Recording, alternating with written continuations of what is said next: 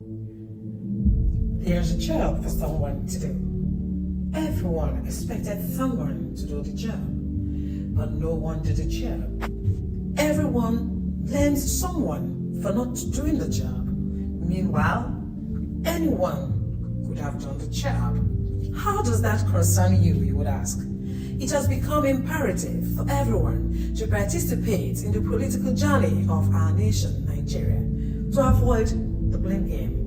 Let's Talk Politics is a talk show for political news, interviews, in-depth features, and satire, where you see things differently, know better, and also contribute to the discourse of today.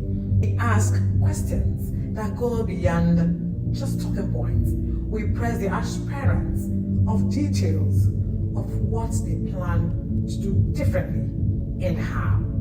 Let's talk politics for a new Nigeria to evolve. Hello, this is Let's Talk Politics.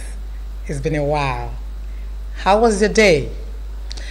Today we'll be talking about trending issues in Nigeria currently. My name is Adaku Ibe Awurumibe, and I'll be discussing this with my guest who will be on telephone, Mr. Yemi. Take a short break, don't go nowhere. We'll be right back.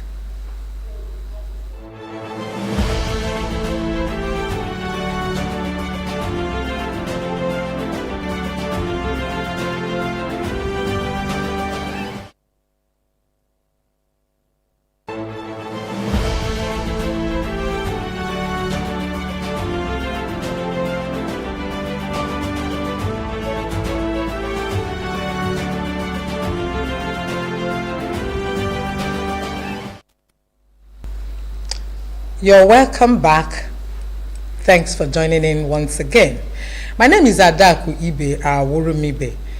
Tonight we will be talking about trending issues in Nigeria, from Anambra State gubernatorial elections to Trump's statement to Nigeria, then PDP Wahala, Nyesom Wike face-off with the soldier, and so many other topics.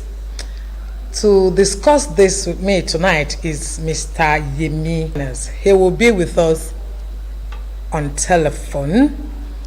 Mr. Yemi Daniels is an analyst, and he will be diagnosing this with me tonight.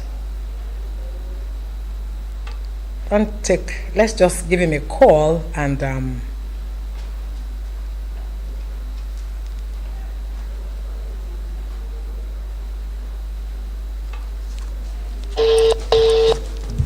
Good evening. Okay, so we are live on Let's Talk Politics on Mitv. Like we discussed, today we'll be talking about the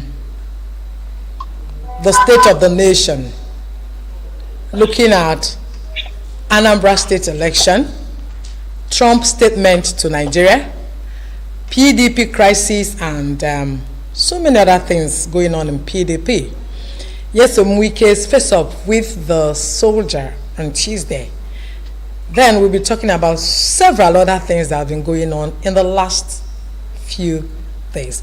But before we go into everything, Mr. Yuri, can you say hello to our viewers? Good evening. Once again, thanks for having me. And I say good evening to our viewers. Hopefully we have a wonderful show tonight. Thank you, Mr. Yemi Daniels. Okay, so we go into Anambra State elections. You know, the just finished Anambra State elections gubernatorial poll was a landslide for Professor Chukwuma Soludo. INEC declared him winner after he swept all 21 local government, polling with 422,664 votes. That's about 72% of the valid ballots. What's your take on this, Mr. Daniels? Well, it's unfortunate that with I think if you look at the the valid votes versus registered voters in Anambra State, you would Yes. agree with me that that is not a popular vote. You understand? However, given the valid vote, he has scored the highest point, and the law says that whoever wins the highest point, highest votes cast, he will be returned as the winner of the election. So having said that, Yeah. but a number tells us how disconnected, how disenchanted and disinterested with the political system that the ordinary voter is. It underscores the voter thinking, the predominant thinking among voters today. And the reasons may not be far-fetched. The question is, are people getting value for their votes? You would agree with me that if people get value for their votes, it will be natural for them to want to participate in the political process. Yeah. But it is an indictment on the system that for a state with registered voters in its millions, I wanted to be sure, so I think I saw 2.8 million. It's about 2.8 million, yes. But we have less than 25 voters. Less than 25% of the 2.8 million that voted. Yeah. Yes. It's something that the entire system needs to interrogate. So why are people disinterested? Yeah. Is there threat to people's lives and property? Was it that they are just uninterested? We need to interrogate this, because I go into it drawing table and see what actually happened in Anambra, because it will be unfortunate if we have the same situation in the 2027 election. Why do you say that? Why do you think it's going to be the same thing during the 2027 general elections? Yeah, the issue is that constitutes 70% of the voting public are very young people. And many of them were grossly disappointed with the outcome of 2026 elections. And they are already asking, what are the assurances that it will be exactly the same? You understand? Yes. We hope that the INEC chair will be credible, free and fair. Yeah, But, when you talk about, yeah, hang in there, when you talk about free and fair, after the elections, after the gubernatorial elections in Anambra State, we saw some videos, amateur videos, where they were giving people money and gala, something like that. And the losers in the election, they have come out to say that is not acceptable. They said there were a lot of vote buying and rigging in the election. Do you think this is correct? vote buying in the Nigerian political process is not new. We've always had this challenge for almost since the advent of the Fourth Republic, or especially, let me not say advent. It all started in 2003 or thereabouts, where people began to collect money for it. Got worse when it became what they call stomach infrastructure. And there are people now calling it the name for what it is, vote buying. It is a threat to a political system. It's a part of credible election, a popularity contest. Because it will no longer be about who is popular, but who can pay to get the votes. And this is a situation, this underscores the fact that poverty may have been weaponized in Nigeria. Okay. The Anambra case is such a sorry state because they were even as low as 500 naira and gala. As low as 500 naira. Ask me, what will 500 naira do to someone? What exactly will 500 naira do? So that's the level of poverty that people have sunk into. You understand? So people now see their vote their vote is worth 500 naira. You know, there is hunger in the land, so every naira counts. That seems to be every the naira challenge. counts. And so to that extent, even 500 naira was good in people's votes. And you know what? I think it's an opportunity. The political class should do some introspection. That if these things continue, I hope that there will not be a reaction at some point in time. Like people have been saying that we've been sitting on a keg of gunpowder for such a long time now. And our situation is like a ticking time bomb. I hope that things do not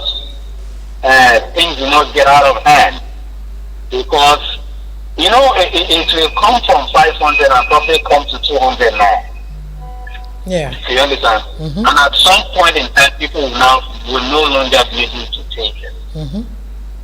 So I think it's an opportunity for politicians to go back and ask themselves questions. Because look at it, let's be very honest with ourselves. The political class may not have, and this is also an opportunity, I think, for the civil society to put themselves together again and begin to appeal to the conscience of people. Yeah, now that you mentioned it, SERAP has demanded investigations on what transpired during the gubernatorial election.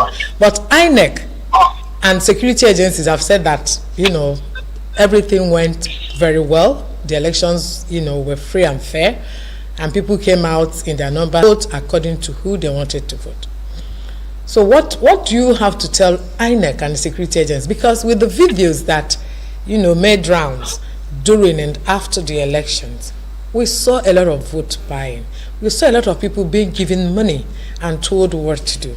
So what's your take on this pronouncement by INEC and security agents that there was nothing like vote buying and people voted according to who they wanted to vote for?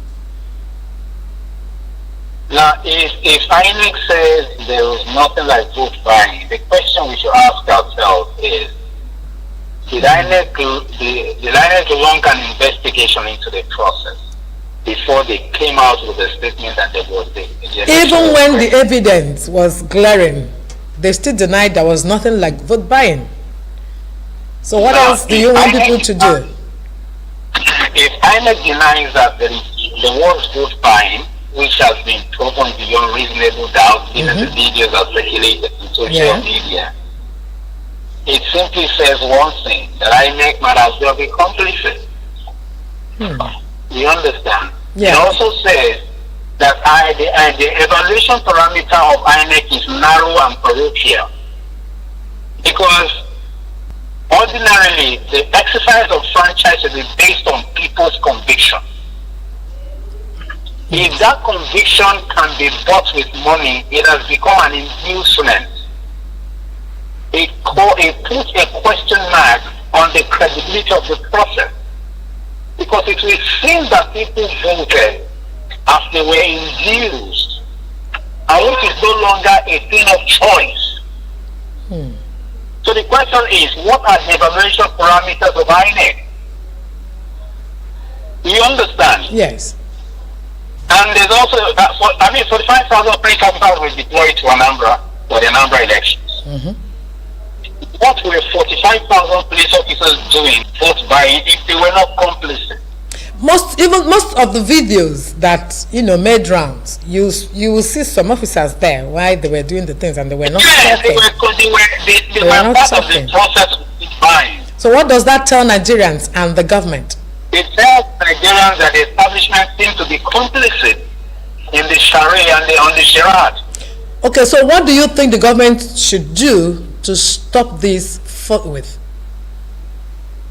No, for crying out loud, INEC is government. Yeah, INEC is government. Yeah, it's a government agency. But in as much as I have to tell them what to do and what not to do. When this thing came out, a lot of people said so many things against INEC and the newly appointed chairman of INEC.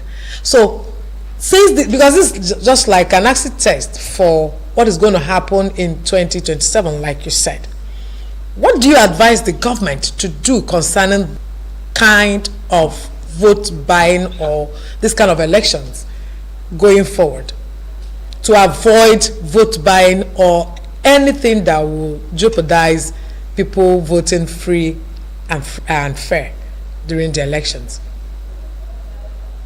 You know, in Nigeria, one of the reasons there is impunity is because there are not consequences for bad behaviors. Now imagine that in spite of overwhelming evidence towards that, and if INEC said that in spite of all the evidence, it tells us be ready to conduct a free and fair elections in 2027. Yeah. And and I would expect the president who appointed the INEC chair maybe launch an investigation into the Anambra State elections. And if the president does not feel satisfied with the conduct, vis-a-vis vote by one, that kind of a charade in the electoral process. So if nothing like that happens, no investigation of any sort, it simply means that, well, let's keep playing the ostrich if it goes in our favor. Okay, Mr. Daniels, another thing that beats my imagination is one person getting 72% of the overall vote casted. 72%. Honestly, it is very possible. It is. I do not have a problem with scoring 72%. Okay. I have a problem with the process that led to 72%. Yes, the process is the question mark. Yes. Yes. It's possible a candidate is overwhelmingly popular, and the other candidates are no-brainer. Do you understand? If other candidates are no-brainer and the winning candidate is a strong popular candidate, it's very possible. Yes, I just had to bring this out, because don't you also think that maybe the Anambrians, love what their governor has done in the last 3 years plus that has been in power? Maybe that's why the massive vote for him. That's why I said you would say that if there were no evidence of vote buying. Yeah. The question is, who is buying the votes? Don't you also think that maybe other parties might be the ones doing the vote buying and mentioning the sitting the sitting party so that it will be against them? Don't you think so? Things like that happen. Yeah, it does happen. Yeah. But the question will be that if it were so leading that we didn't see security personnel in the video, yes, then there is a reason to say, okay, maybe.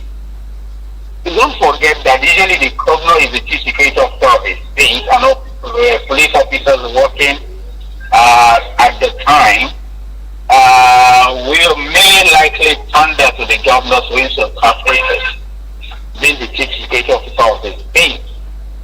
So the opposition cannot use the police. Well, never say never, because before the elections, during the campaign period, the APC went to Anambra and they commended Soludo for the good job that he is doing, but they didn't fail to tell him that he's an adopted son, that when they have a son, they should support the adopted son. I don't know if you came across that. No, I actually didn't come across. You didn't come across. Yeah, it was in the news that that they commended Soludo for the good work that he was doing, but that they have a son. So there's no way they can leave their son and focus on their adopted son. So it's their son first.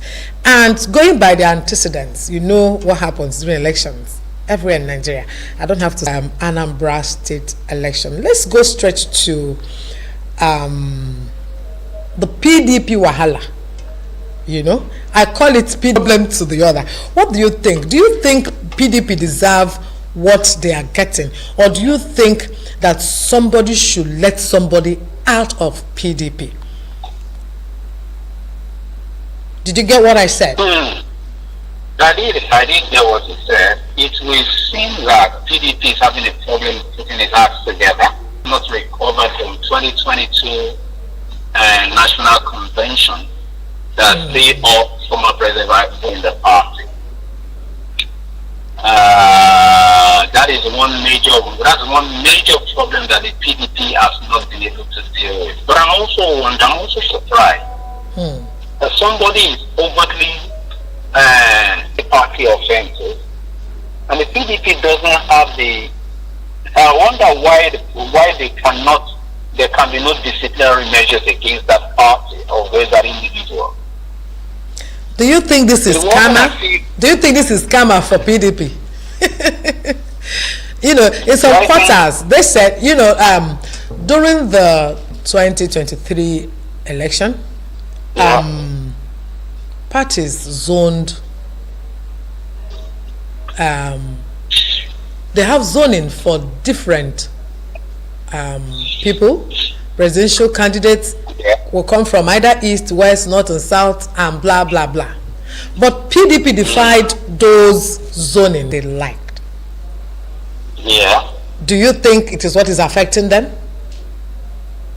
Okay, it's one of the problems that led to this crisis. Yeah, I still think that there is a problem. There's a problem of indiscipline in the party. Okay. You understand? I'm trying to understand why it's so difficult for PDP to wield the big stick. Maybe there's something they're not telling us.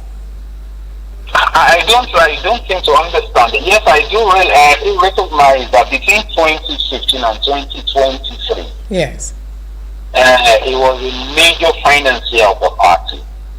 Were you there? The issue is this. Yes. Political parties are usually funded by their state governors. Of course. Because so he was a major financier. He was a major financier. Apparently within that frame of time, he had built a caucus around himself that makes it absolutely difficult. Yeah. He has his own team. Leadership to take major decisions that will not be in its favor. Yeah. I think he's done that.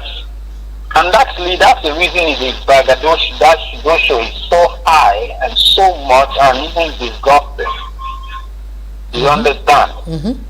Your party is having an internal crisis and you are celebrating. It's a time of sober reflection that your party is having an internal crisis. That means he all he wanted was a personal thing, not the party. He wanted to get whatever he wanted to get for his own personal gain, not for the populace. Yes, and people should watch out for people like that in politics. That's my take. No. The truth of the matter is this. Yes. Many times politicians are for themselves. They're not necessarily for whatever mission that brings them up. Do you understand? Yeah. Politicians are essentially for themselves. But you see, a party system should be able to streamline personal interest to suit political interest. Okay, Mr. Imidales, let's take a short break. The party should streamline personal interest to party interest. Let's take a short break. When we come, the program continues. Stay tuned.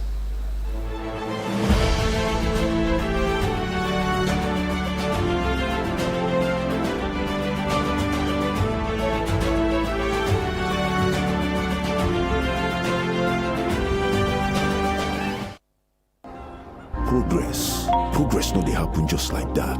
It dey come from support when you need am. Mommy, I got the school fees. You too much. Na money point o. Money point, thank you. Customer, na transfer abi?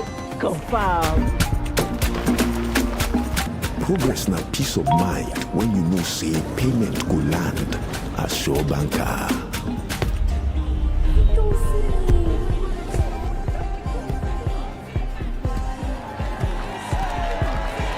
Progress na small wind where they carry person go far. No worry, yourself go make am. Go Bible. Victor, even you they use money point? Of course now, they use money point. Confirm.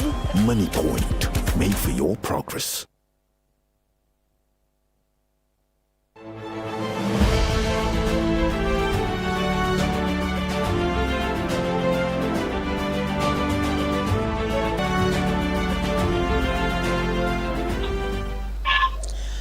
Okay, you're welcome back. This is still Let's Talk Politics. We've been discussing PDP Wahala with Mr. Yemi Daniels. So, Mr. Yemi Daniels, you said PDP should streamline personal gain and party interest. So, can you expatiate on that? Okay. So, what we simply have are political platforms. And that is why, because usually parties will have a manifesto, they will have ideologies, you understand? Yeah. There is no ideological difference significant, there is no fundamental ideological difference. But having said that, given what we have, it's a political platform. Therefore, everybody in that to be collective over and above. As compliance and disciplinary measures will rein everybody in regardless. Yeah. Disciplinary measures will be supervised by non-political people with, I'm trying what I would probably call party. Possible? Yeah, that's what I'm trying to say. Can there be members of a political party who are pretty much statesman-like, who are not looked up to, who have earned the respect of the party members, either by reason of what they've done for the party or by in the nation? You understand? So yes. It's pain. And that's so when that is the case, it becomes easier to penalize erring members. As it stands today, body in the PDP that Yeson Wike has respect for. He has no regard for anyone. And that is also why political parties should have a system that ensures that whoever they are preaching at any given point in time has demonstrated significant regard for the party process. And not necessarily the money the person spends. Now, I'll tell you something. The Nigerian political party system is usually not funded by political party members. Now, that funding structure is faulty. It naturally makes some party members, it felt that they feel more superior than the others. You understand? Yes. And if you were funding a political party with the annual dues of members, you understand? Yes. And every single member of the party is faithful to that contribution. Stakeholdership will be much different from what we have today. And trust me, this is not just a PDP affair. It is across the board. It's across board. Political parties in Nigeria are funded by some interest and not necessarily. Okay, Mr. Yemi, to be part of this discussion, call 08033274416 to be part of our 16 to be part of this discussion. So, Mr. Yemi, you mentioned most trending issues in the last 7 days. The FCT minister, Yeson Wike, went to plot 1946 Gadowa district, Abuja, to stop what his team said was illegal development. A naval officer, Lieutenant A.M. Yeri, the officer insisted he was acting on orders and blocked Wike's convoy. Now, Wike demanded the legal documents for the plot and accused soldiers of intimidation. Yerima stood firm, saying, "I am an officer with integrity." Everything was acquired legally.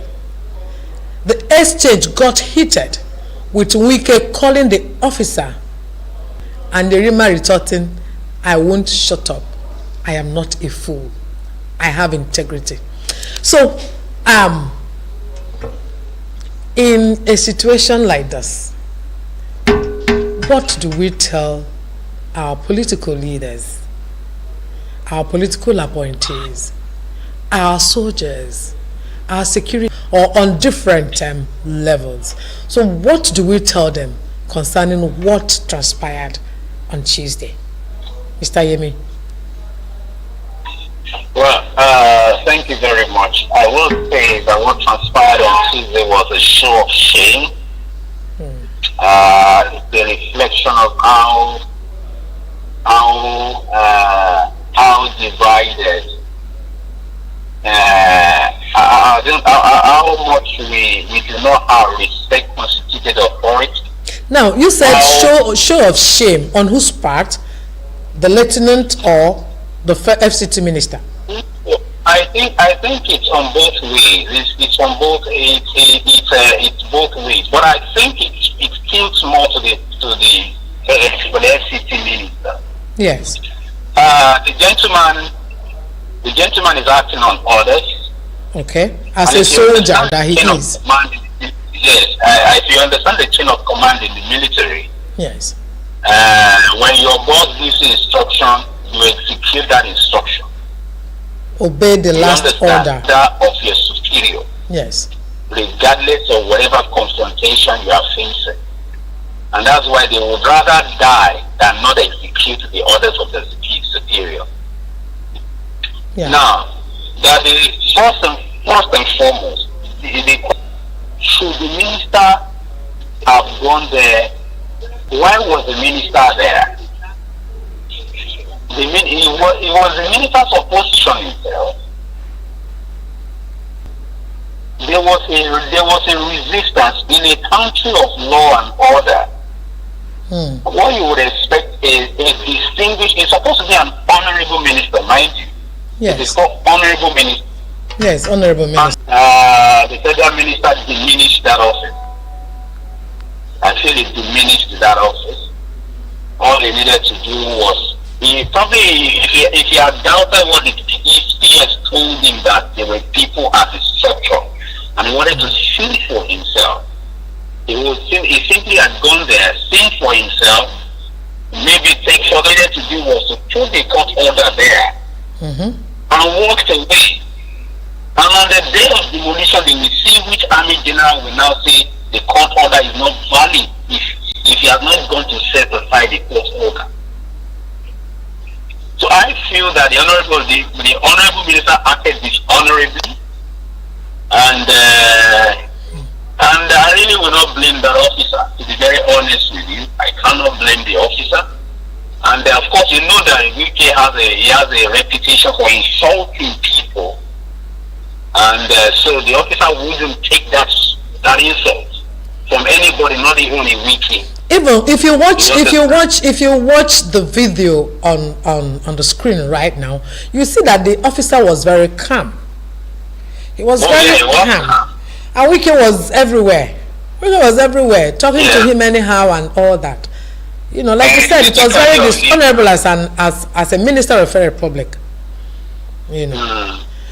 Okay, so because I've read so many things online where people were saying that the soldier should be given an award and that Wike should apologize because he insulted a Nigerian security officer. And, you know, so many things. Let's invite our callers again. Please put the number on the screen, 08033274416 to be part of this discussion. Yeah, Mr. Amy Daniels. So if you were to be in Wike's shoes, what would you have done differently? If I had no business going there, but if I had gone there to see for myself, I'll go back and procure a court order. Okay. Seeking demolition of that property. Okay. You understand, instead of embarrassing the Federal Republic of Nigeria, because it was an embarrassment to the country that the federal minister was doing all of that in public glare. And it also underscores how much we cheapen political office. An area boy, so to say, that with due respect, the honorable minister behaved like an area boy. He didn't behave like an honorable minister. He behaved like a typical area boy running insults, they're acting absolutely Yeah, uncool. the insult was too much. Yeah, the insult I was was too in much. it. But I give it to that He was- soldier. I give it to that yeah, naval officer. He was just calm. He was just calm. I was telling him, I am not a fool. I have If you integrity. notice, You know? if you notice, it almost degenerated into an issue between between their security details. Yes. Yes, but it was controlled. Imagine if those officers were both on both ends. Yes. And honestly, wicked boys were too aggressive, typically like their bosses. Yeah, it's like when he tells you, it's like when your father tells you, my son, go and beat this person, because your father told you, you will go and do that. They were aggressive. Let's take a call. Let's take a call. Good evening. This is Let's Talk Politics. Wow, we lost the call. Please go ahead. We lost the call. Okay. Yeah. So I was saying, it's like when your father says, Yemi, my son, you see that guy, beat him very well. Because your father told you to go and beat that guy, you go with all this thing after my father sent me. That was what the security details were doing, and that was exactly what that army did. But there was something I didn't like about the officer, which he said that he was talking and a police officer was talking. I don't understand. I didn't get that. Let's take another call. Let's take a call. Yeah. This is Let's Talk Politics. Could you turn down the volume of your TV set?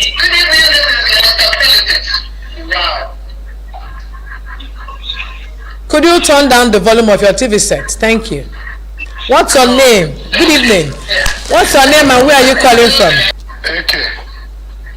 AK. AK from Sokoto. Okay. Okay, sir. Could you turn down the volume of your TV set? Okay, so which of the topics you want to talk about? Is it Wike, is it PDP, or is it Anambra? Let me comment first on Wike. Okay, sir. You people that are media, Igbo man said, when Garagara become too much, it become madness. Okay. He should know that he hold important position. He don't behave. Okay. When he saw men in uniform, what will he do?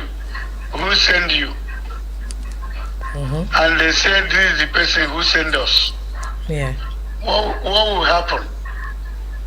He said, okay, he called the person who sent them. This is the position of your land. And the government have taken over.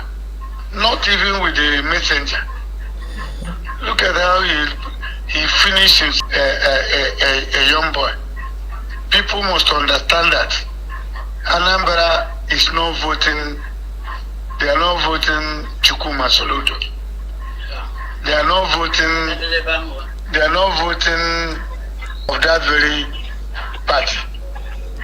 Late Odimego Juku. That must go through that party because they use it to commemorate him. Okay. Hello? I'm here. We are listening. Yeah, we can hear you. So, on the PDP, Yes. the PDP issue, honestly, is a pity. PDP is a movement. Greedy people we have in Nigeria, you know, PDP entered in the families, homes of people, and I don't know their current board of director chairman. What did they call him? BOT chairman. I don't for. Honestly, as I'm speaking with you, but I don't know. You can compare the two of them, APC and PDP. You will know where to go. Yeah. So. Thank you. Thank you, Mr. AK from Sokoto. Thank you so very much. Yeah. So Mr. Wike behaved like a tout. And for Anambra Juku, that if anybody wants to rule Anambra State, the person should be an APGA candidate. Mr. Yemi, you heard what he said. Yes, I did. Yeah, so what do you have to say concerning what he said? If anybody wants to rule Anambra State, that he has to be an APGA candidate. Yes, Do you think that is correct? Okay. So it is understandable. Mr. Yemi, are you there? Network. Hello, Mr. Yemi, are you there? Nigeria has happened to our line. Let's call him back. Mr. Yemi, are you there? Nigeria has happened to us. Anyway, the number is on the program. About what's trending. The weakest saga with the soldier. I don't know what's happening. The network has disappeared completely. Yeah, let's take a short break. When we'll come back. The program continues. Progress no dey happen just like that. It dey come from support when you need am. Mommy, I got the school fees. You too much. Na money point oh. Money points, thank you. Customer, na transfer abi? Confirm. Bro, na transfer. Na money point oh.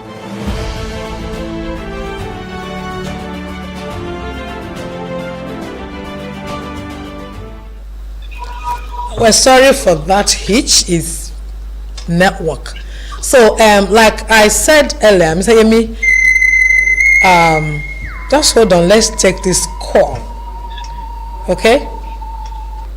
Okay. Hello, this is Let's Talk Politics. Well, we lost that call. So you heard what Mr. Eke said from Sokoto. He said people that voted for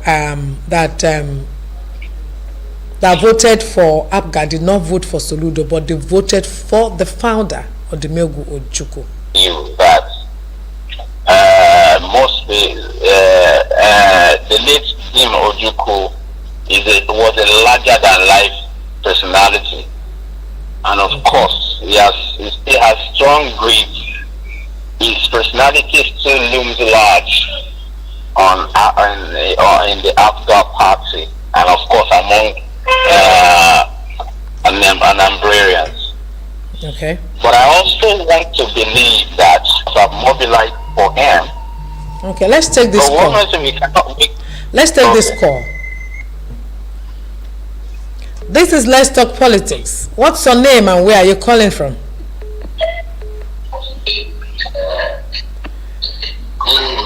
Good evening. This is Let's Talk Politics. Hello, sir. What's your name? Please, can you call us back? Call us back, sir. Mr. Daniels, please, go ahead. Hello, this is Let's Talk Politics. What's your name and where are you calling from? My name is Ayodele. Ayodele from where, sir? From Port Harcourt. Okay. So, which one do you want to talk about? I want to talk about the situation that happened yesterday. So I have to tell them. So let them be patient. So let them be patient. Although the army is good, we do well. It's acting about the order given to him, that this man of FCT didn't get manner. It's too high. It's too hot. You get hot temper, and which is not supposed to be so. So you have to be cool temper. Anything is behaving. So you have to cool down and do everything gradually. Okay. Thank you. You can't see tomorrow. Thank you, sir. Thank you. Thank you. Mr. Ayemi, Yes, you heard what he said. Oh yes. Yeah. Every right.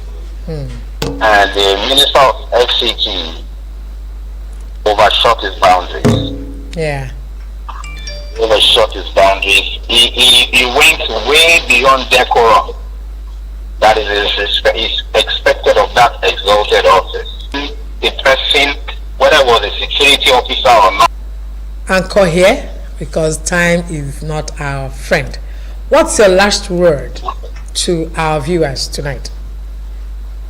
Please make it very brief. Well, Nigerians to wake up to the reality that we have a responsibility to make Nigeria work. Be vigilant. Thank you. And speak up when you see injustice. Thank you so very much, Mr. Yemi. God bless you. That was